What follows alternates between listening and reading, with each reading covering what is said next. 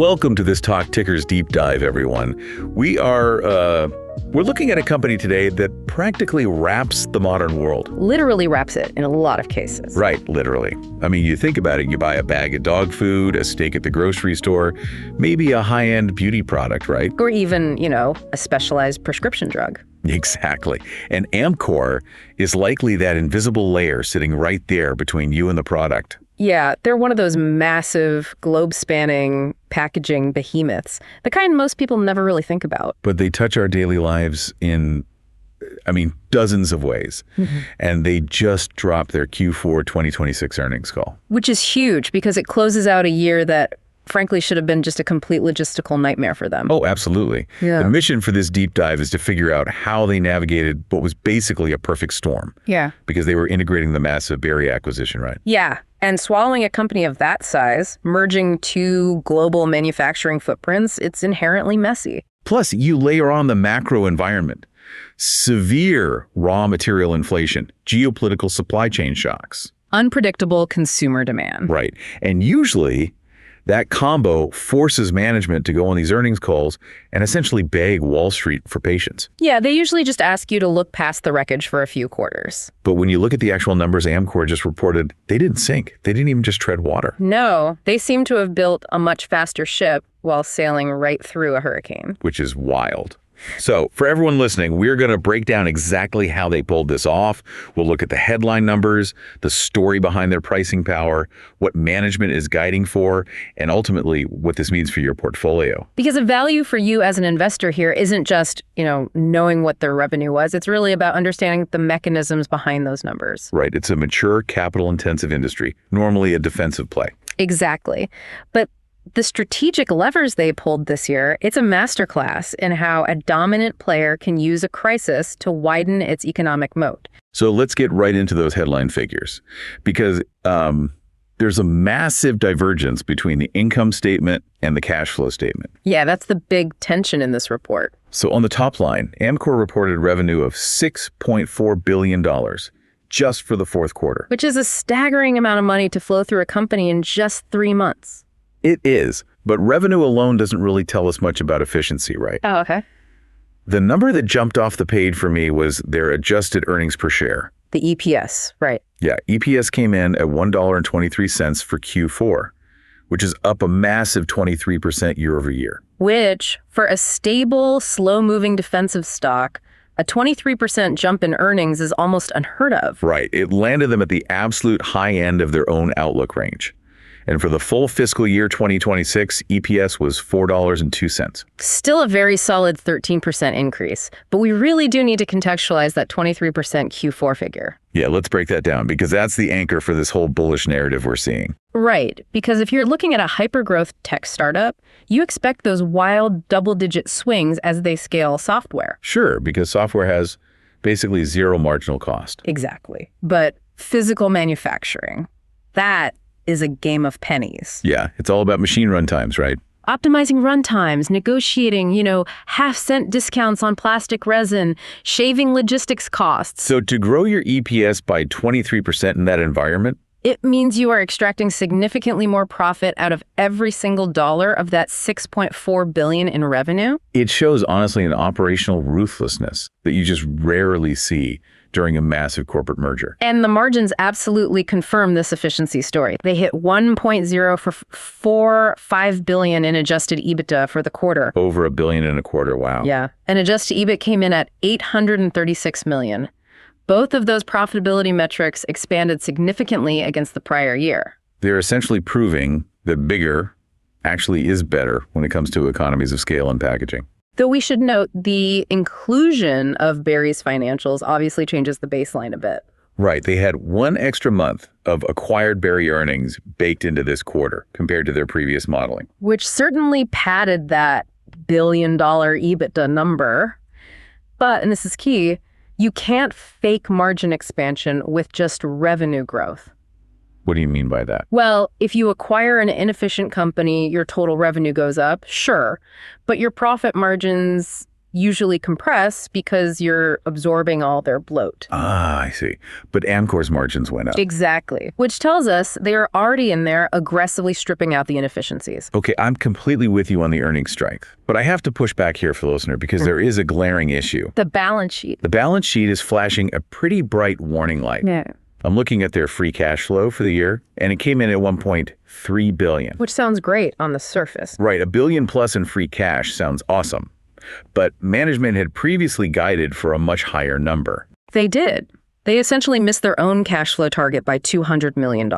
And that's what I mean. If I'm an investor and I see earnings up 23%, but the actual cash hitting the bank is $200 million lighter than they promised. The alarm bells start ringing. Exactly. Oh. Because earnings can be manipulated, right? You can have accounting adjustments, but cash is reality. Where is the disconnect? It's honestly the most important question to ask when you're dissecting an earnings report like this. So where did it go? Whenever you see record earnings paired with a cash flow miss, you have to immediately investigate working capital. Okay. Because the cash didn't just vanish into thin air, and it wasn't lost to bad investments. So it's still somewhere in the company? Yes. Yep. It's actually tied up in the physical plumbing of their global supply chain, which we're going to get into very shortly. Okay, but before we get to the plumbing, we need to understand the engine, right? Yeah, exactly. To understand the complete financial picture, we first have to look at what drove those record earnings. And that is the Berry acquisition synergies. The synergies really are the star of the show here. Just in this fourth quarter, they realized $115 million in synergy savings. Which is massive for one quarter. Right, bringing their total for the full fiscal year to $285 million. Now, for a listener, synergy is one of those words that gets thrown around so much in Wall Street pitch decks. Oh, it sounds like corporate magic most of the time. Right, exactly. But here, it's highly mechanical. Management says they are tracking 10% ahead of their initial year one target. And they're aiming for a massive $650 million in total synergies over 3 years. So how are they actually pulling this off so fast? What does synergy actually mean on the factory floor? It breaks down into 3 distinct, highly aggressive operational strategies. You've got procurement, SG&A reduction, and cross-selling. Let's start with procurement. Procurement is the most immediate lever. When Amcor bought Berry, they essentially combined their grocery lists. Okay, and packaging requires colossal amounts of raw materials. Massive amounts. Various types of plastic resins, polyethylene, specialized adhesives, inks. So if you are suddenly buying, say, 50% more raw material from a big chemical supplier, You don't just politely ask for a volume discount, you demand it. you force your suppliers to bid against each other to keep your massive new combined account. Precisely. And that procurement leverage, that savings, drops immediately to the bottom line. It's basically the Costco model applied to industrial manufacturing. You buy in extreme bulk, your unit cost plummets, and your profit margin expands. Exactly right. But then there's the second piece, the SG&A, selling, general, and administrative expenses. And that's usually the painful part of any merger, right? Trimming the overlapping corporate fat. Painful for the corporate structure, yes, but incredibly lucrative for the shareholders. Because you don't need 2 of everything. Right. You don't need 2 separate HR departments overseeing the European region. You don't need 2 distinct, highly expensive enterprise software systems running your logistics. You consolidate headquarters, streamline management, integrate IT. And Amcor has a long history of successfully acquiring and digesting companies. So they have a really refined playbook for executing these cuts quickly without disrupting the factory floors.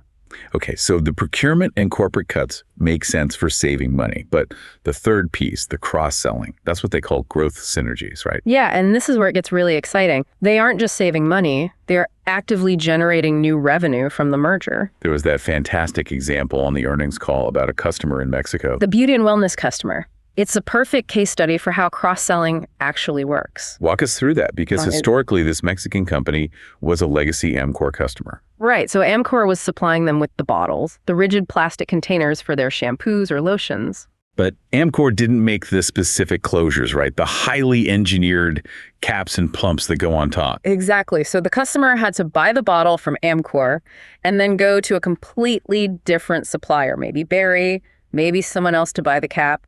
And then the customer had to figure out how to match them up on their own assembly line, which sounds like a headache. It is a headache. But now, post-merger, Amcor possesses all of that legacy Berry team's expertise and manufacturing capability for those specific closures. So Amcor can just walk into that client's office in Mexico and pitch the whole package. Right. They say, we can now design, manufacture, and ship you the complete package, the bottle, and the cap as a single integrated system. Which obviously simplifies the supply chain for the customer. One vendor, one invoice, one quality control standard. And for Amcor, they just captured 100% of that customer's packaging spend instead of just 60%. That's brilliant. And the pace at which they're winning these cross-selling contracts is staggering. It really is. They've achieved half of their entire 3-year growth synergy target in this first year alone. Wait, really? Half of the 3-year target in year 1? Yeah. We're talking about new business awards representing nearly $140 million in cross-sold revenue. So when management says they are highly confident in hitting that $650 million total synergy target, they aren't just guessing. No, the sales teams are literally already securing the contracts. The integration isn't just a cost-cutting exercise. It is a massive revenue multiplier. Okay, so the synergy engine is humming, cutting costs, driving new sales. That explains the strong margins. But we have to talk about the headwind. Right, the massive headwind they face this year, raw material inflation. Because the cost of resins and polymers hasn't exactly been stable. Far from it. And if you're a manufacturing company, wildly fluctuating input costs can absolutely destroy your profit margins. If you can't pass them on to your customers. Exactly.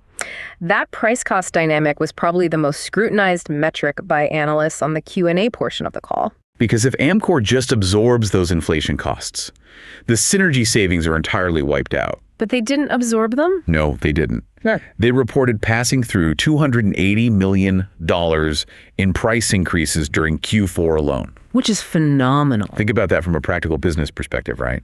It's like owning a popular local burger joint. Okay, I like this analogy. If the wholesale price of beef spikes aggressively, you're faced with a brutal choice.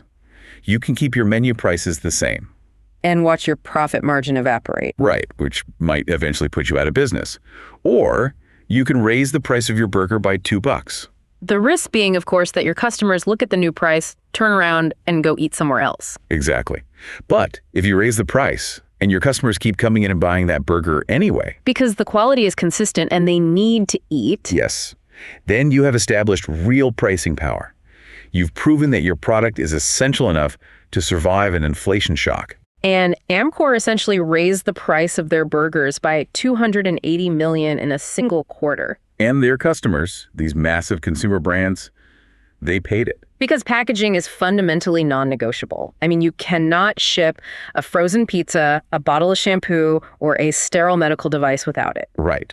The consumer brands might hate the price increases, but they have no choice if they want to keep their own products on the shelves. Management was incredibly explicit about this on the call. They maintained absolute stability in their price-cost relationship.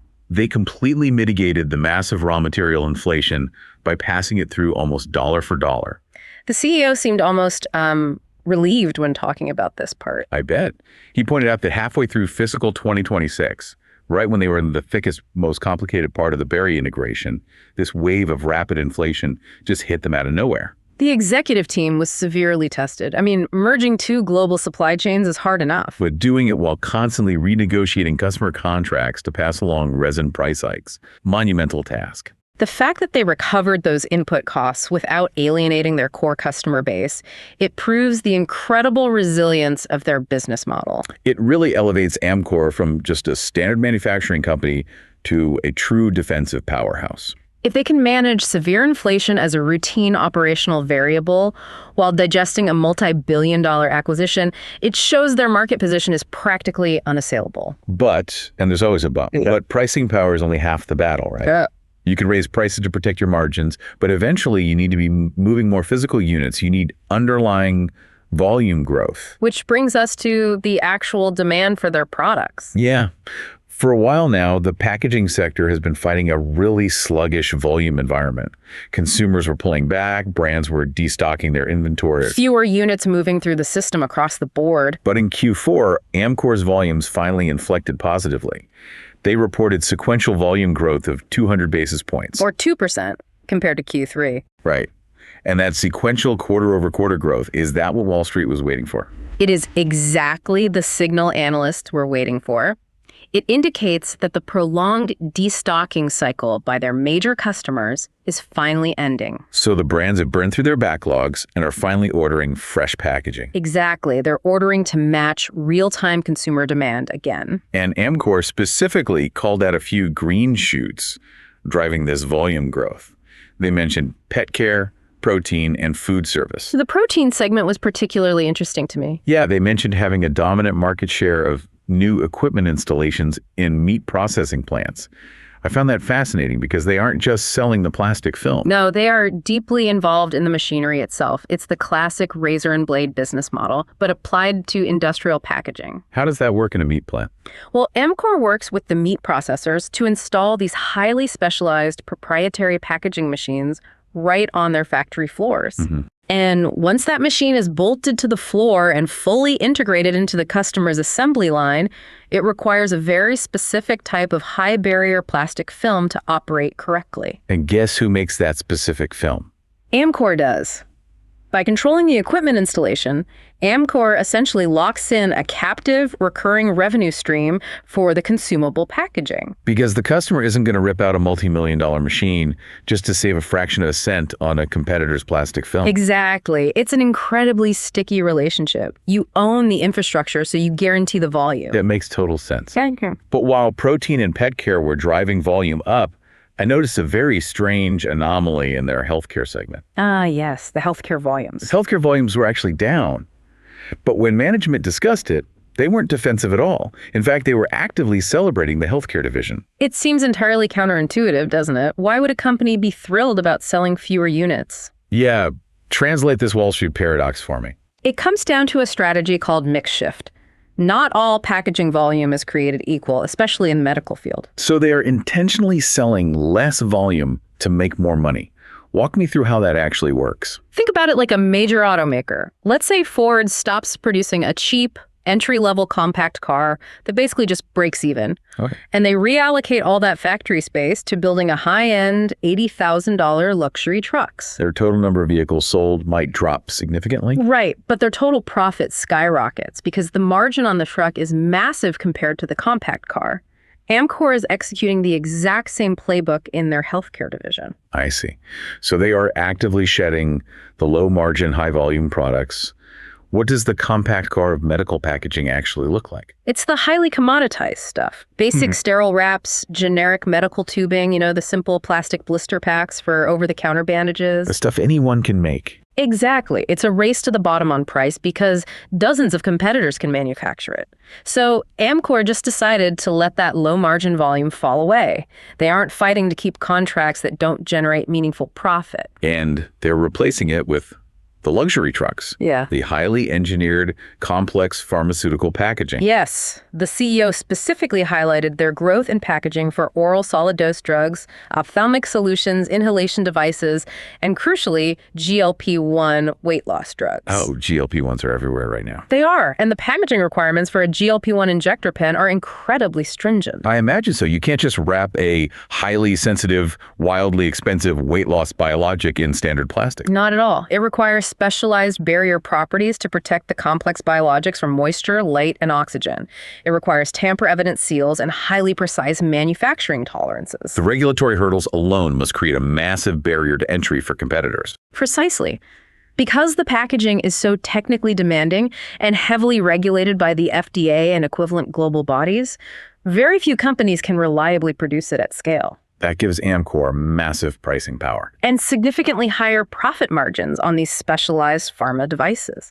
So by shifting their mix away from basic plastics and toward these high-value engineered solutions, they expanded their overall profit in the healthcare segment. Despite the total volume of units dropping. Exactly. Well, management explicitly advised analysts not to fixate on the raw volume decline in healthcare because the underlying profit trajectory is incredibly strong. that strategy makes total sense. Quality of earnings over sheer quantity of units. Exactly. But this brings us right back to that glaring issue we tabled at the beginning. The $200 million miss on free cash flow. Right, the missing cash. Because earnings are soaring, synergies are ahead of schedule, they're successfully passing on inflation, and they are optimizing their product mix for higher margins. why is the cash flow coming up short? You mentioned it was tied to the supply chain plumbing. Yes, and this is where macroeconomic geopolitics crash directly into a corporate balance sheet. Okay, break this down for us. The entire cash flow miss, and honestly even more than the miss, was caused by a massive $500 million working capital drag. 500 million. Yeah, and it's directly related to the ongoing conflict and shipping disruptions in the Middle East. That is a staggering number. How exactly does a geopolitical conflict on the other side of the world trap $500 million of Amcor's cash? It's a chain reaction of inefficiencies. When global shipping lanes are disrupted specifically, we're talking about the attacks in the Red Sea. Right, forcing commercial vessels to abandon the Suez Canal. Exactly. They have to reroute all the way around the Cape of Good Hope in Africa, and that throws the entire rhythm of global manufacturing into chaos. Transit times increase by weeks, I assume? By weeks, ships are out of position and ports become heavily congested. The entire physical system just slows down and gets backed up. And when the physical supply chain slows down, a company's working capital balloons. Two specific things happen on the balance sheet. Okay, what's the first? First, inventory piles up. When supply lines are predictable, you can run a just-in-time manufacturing model, right? Holding very little raw material in your actual factories. Because you know the next shipment is arriving exactly on Tuesday. Right. But when a shipping container of specialized resin might be delayed by 3 weeks, you can't risk that. You have to build up massive safety stocks. You have to buy and hold more raw materials just to ensure your factories don't shut down. Exactly. Furthermore, you might manufacture the finished packaging, but it just sits in your warehouse for weeks, waiting for a delayed shipping container to arrive to take it to your customer. So Amcor has spent real cash to buy the resin and pay the labor to manufacture the packaging.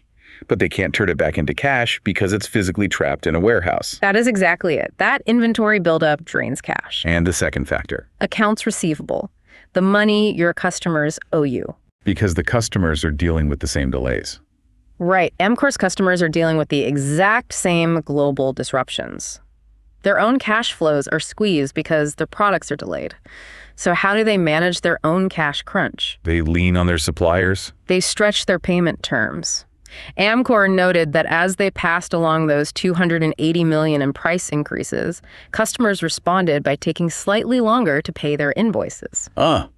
So Amcor has successfully manufactured and delivered the packaging, but the customer is taking, say, 45 days to pay the invoice instead of 30 days. Which means the cash is sitting in the customer's bank account instead of Amcor's. Wow. So when you combine the cash tied up in excess safety inventory with the cash delayed by slower paying customers, it created a massive $500 million drag on their working capital for the year. And that is entirely why they missed their $1.5 billion free cash flow target and landed at $1.3 billion. That's the whole story right there. But the key takeaway for you, the listener, is that this cash isn't lost. It hasn't been destroyed by bad investments or operating losses. No, it's just temporarily stuck in the system. That is a critical distinction. It is a timing issue, not a structural impairment of the business. Steve, the chief financial officer, was extremely firm on this point during the call. Management views that $500 million as fully recoverable. So how do they get it back? They've instituted aggressive internal targets to reduce their days of inventory on hand and tighten their days of sales outstanding. As global supply chains slowly normalize, they'll force these working capital metrics back into line. And that $500 million will flush out of the working capital plumbing and show up as free cash flow over the next 12 to 18 months. Which fundamentally changes how you view that initial cash flow miss, doesn't it? Completely. It's not a red flag. It's honestly a delayed gratification scenario for shareholders. And looking forward is exactly what we need to do next, because management laid out some highly specific guidance that requires a bit of translation. They're actually throwing a curveball with their reporting calendar. Yeah, as part of the Berry integration, they are aligning their internal reporting by moving their fiscal year end. Which creates a reporting anomaly, a 6-month transition period ending December 31st, 2026. They're basically running a stub year for 6 months just to get the new calendar synced up. And for this transition period, they provided guidance of $1.80 to $1.90 in adjusted EPS. Now, whenever management gives guidance with all these moving parts, you have to break down the bridge. The bridge, meaning how they get from last year's numbers to this new projection. Exactly. And the CFO laid out the bridge very methodically because there are some significant structural headwinds hitting them right now. Okay, let's walk through the math. What's the baseline? If you look at the baseline EPS from the prior year for that exact same 6-month window, it was $1.79. Okay, 179. But Amcor is undergoing a portfolio optimization right now.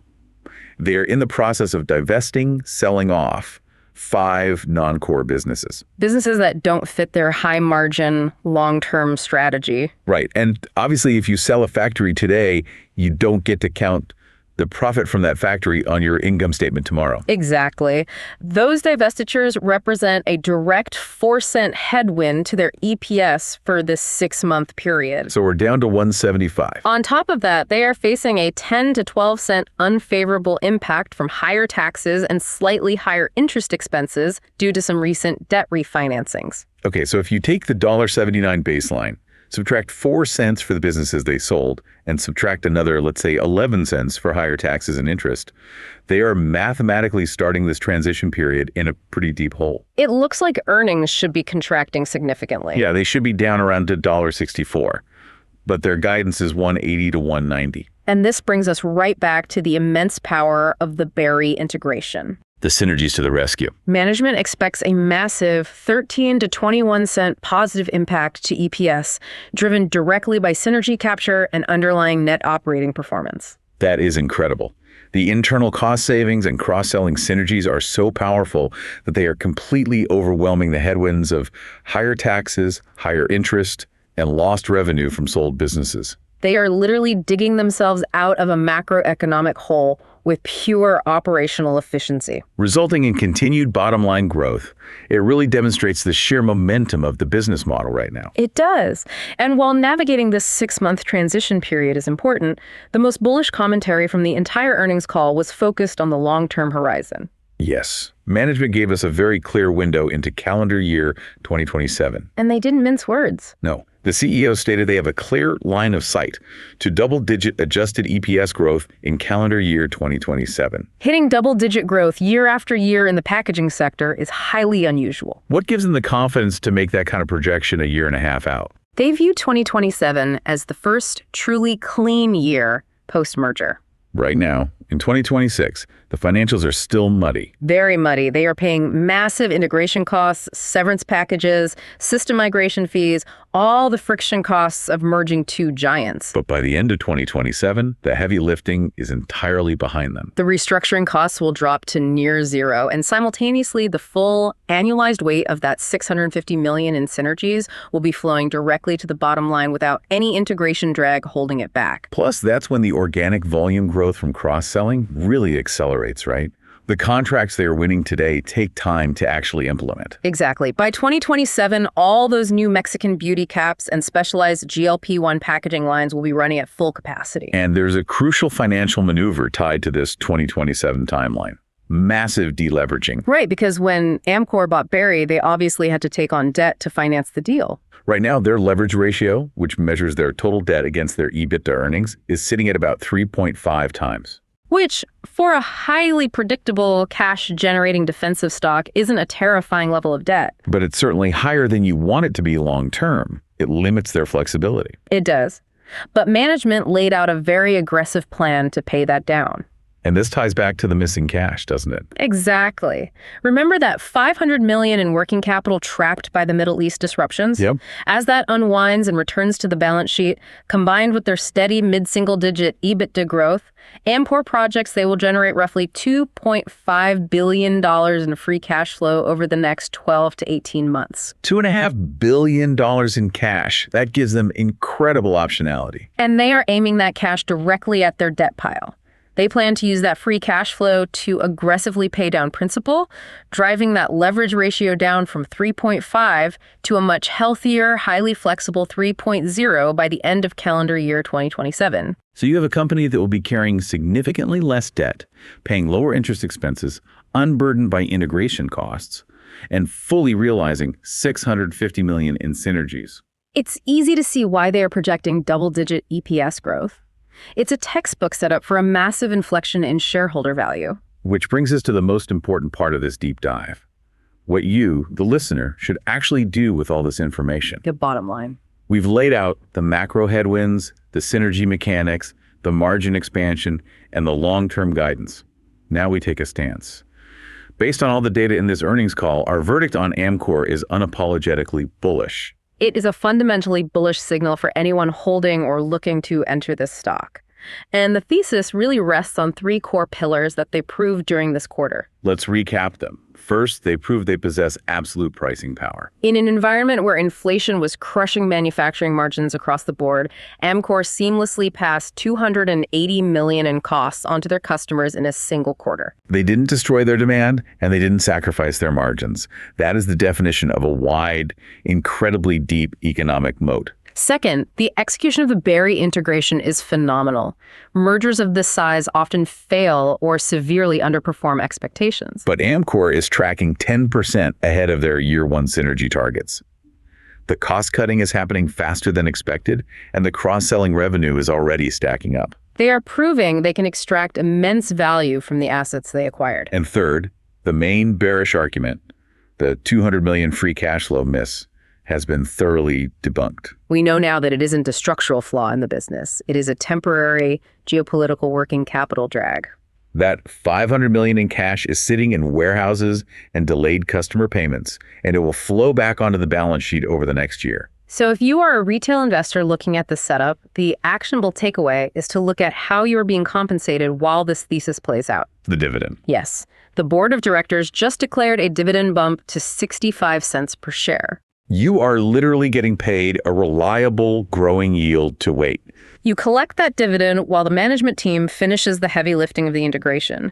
You wait while they use that $2.5 billion in incoming cash flow to aggressively pay down their debt. And you position yourself for calendar year 2027, when this streamlined, deleveraged giant starts printing double-digit earnings growth. It is a phenomenal setup for a defensive allocation in a portfolio. It really is. But before we wrap this up, there is one final provocative thread from this earnings call that you need to watch closely over the next few quarters. No, this is the margin padding, right? Exactly. We talked extensively about how Amcor proved their pricing power by raising prices to cover massive inflation in raw materials like resin. They pushed the costs up, and the consumer brands paid it. They absolutely did, to the tune of hundreds of millions of dollars. But inflation doesn't stay elevated forever. Global supply chains will eventually normalize. The cost of polyethylene and plastic resins will likely drop as oil markets stabilize and shipping lanes clear up. So the question is, what happens then? Right. When Amcor's internal costs drop rapidly, will they immediately pass those savings back to their customers dollar for dollar? Or will they allow their pricing to remain somewhat sticky?